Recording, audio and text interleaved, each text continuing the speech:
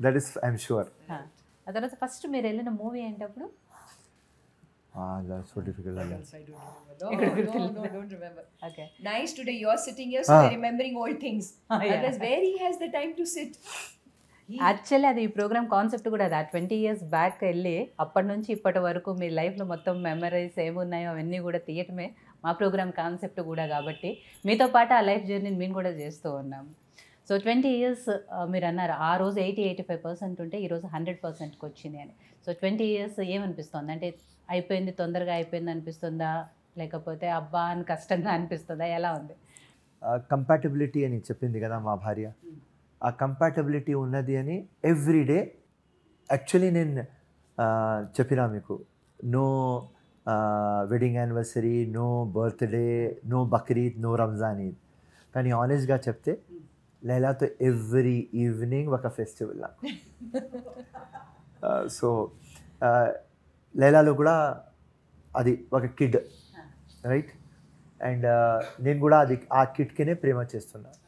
So every time ఆ kid డిఫరెంట్గా ఉంటుంది.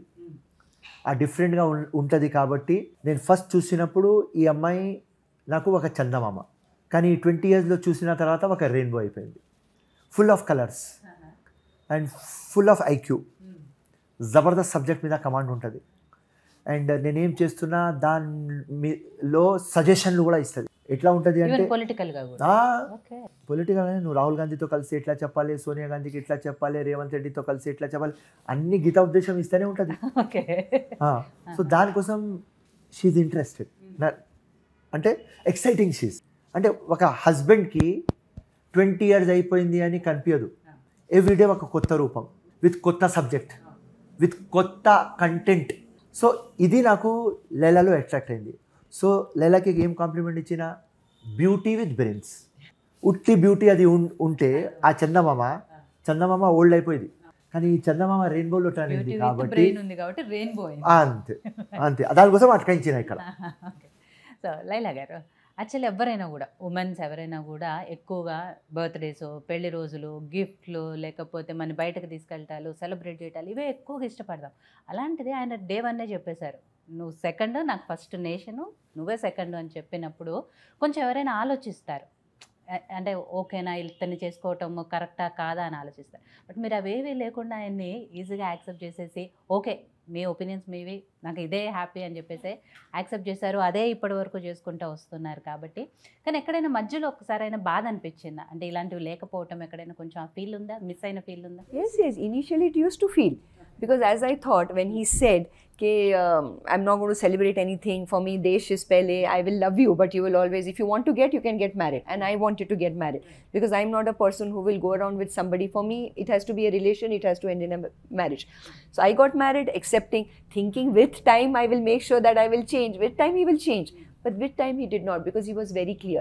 So initially, yes, there were little fights, there were arguments, there was no talking, there was closing the door and making sure he's knocking behind him saying, okay fine, I told you before. And one thing he always had to say, मैं तो पहले बोल दिया था ना तेरे को. So that's it, one answer, period. Did I hide anything from you? Did I tell you? No. So I told you that my first will be my duty. So you shouldn't have got married. First thing I told you. So that first argument you cannot argue, because that is the truth. Already openly he has said. So he has not said it. So that is it was very difficult. It was not easy. As a woman, you have your own wishes, you want to do things. So it was difficult. But with time, it took, when I stayed with him, I saw, having a courtship is very different, because you're meeting in the morning, you're meeting for 4 hours, you're meeting for 5 hours, you be your best, he's your best, you are your best. But when you're staying with a person, you see every mood of that person, how he is when he gets up in the morning, how he is when he's in a bad mood, how he is in a good mood. So it's a very different experience, even if it's a love marriage or it's an arranged. Nothing. In fact, I feel sometimes if it's an arranged marriage, it is much easier, because you don't expect anything.